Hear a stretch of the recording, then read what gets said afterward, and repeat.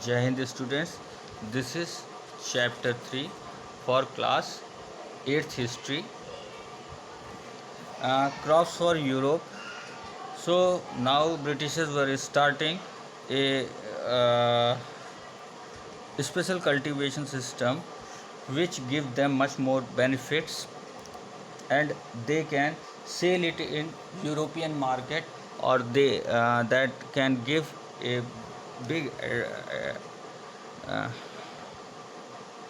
advantage to uh, Britishers. So in this way they had optum and indigo cultivation were started in few parts of India, and Britishers were pressured to pressured or forced to cultivate in various parts of the India to produce other types of crop, just like jute in Bengal, tea in Assam, sugarcane in United Province now known as Uttar Pradesh, wheat in Punjab, cotton in Maharashtra, and Punjab, rice in Madras.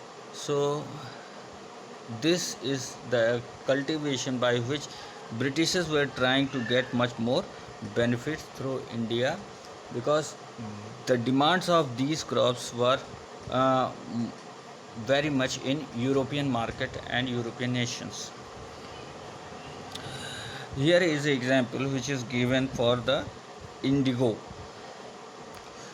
So why the demands of indigo, Indian indigo?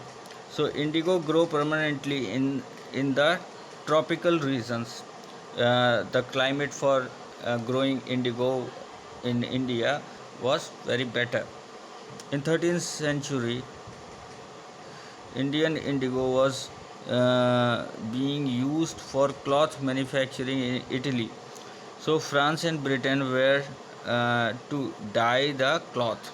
So it is a material which is used for coloring the cloths. However, small amounts of Indian indigo were reached in European market. But after coming of the British rule, they had started to uh,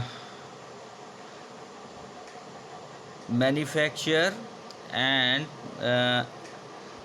send it in a huge manner, for which they have need to cultivate indigo in much more parts of India.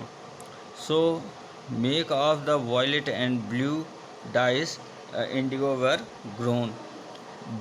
Being a plant of the temperature zone, wood has most easier available in Europe. It was grows in North Italy, southern France, and in the parts of Germany and Britain. Warned by the competitions from indigo wood produced in Europe, pressurized their governments to ban the imports of indigo. But that was not stopped in India.